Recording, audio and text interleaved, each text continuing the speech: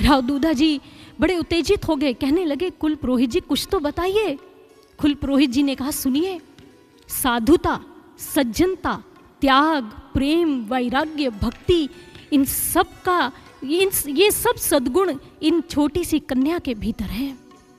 ये सद्गुणों की खान होगी, और इतना ही नहीं, ये अपने निश्चय की बड़ी पक्की होगी, दृढ़ निश्चय वाली होगी, अपने प्रण को पूर्ण करने के लिए निडर और साहसी होगी। आप कह सकते हैं यह एक वीरांगना ने आपके घर में जन्म लिया है, आपके कुल में आई है एक वीरांगना। राव दूधा जी सुनते जा रहे हैं। कुल पुरोहित जी कहने लगे आगे सुनिए राव दूधा जी, जब राजकुमारी या राजकुंवरी के पीछे दास दासियां चले तो कोई बड़ी बात नहीं होती है।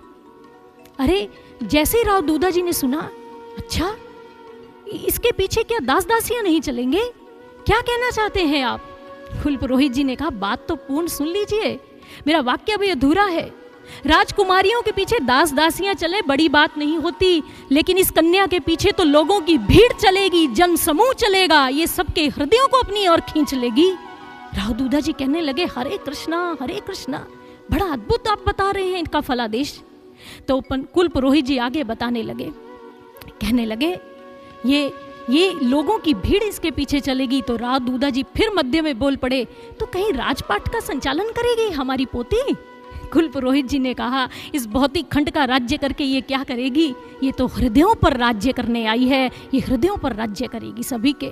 राव दूधा जी भगवान को भक्त प्रिय होते हैं, लेकिन ये ऐसी भक्त होंगी जो भगवान की प्रिया बन जाएंगी, हम आपको आज ही बता देते हैं।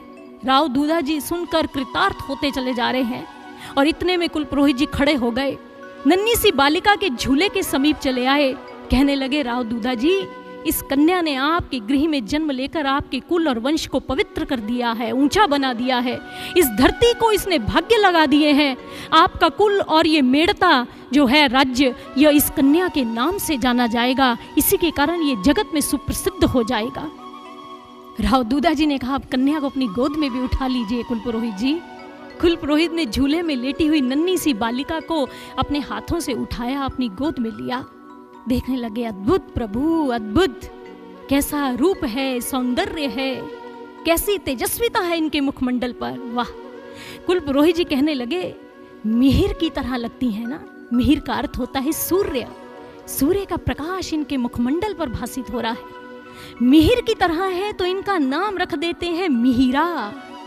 कहा वाह बहुत सुंदर नाम है। सभी ने कहा बधाई हो हुकुम, बधाई हो।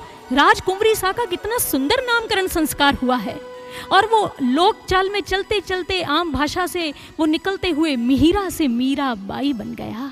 यथा नाम तथा गुण, जैसा नाम था वैसा गुण, भक्ति के प्रकाश में सारे संसार को आलोकित करती रही, प्रोद्भासित करती चली गई मीराबाई जी। और जैसे ही नामकरण संस्कार हुआ, लोग राव दूधा जी के समीप आए और कहने लगे देखे जग में भोगी योगी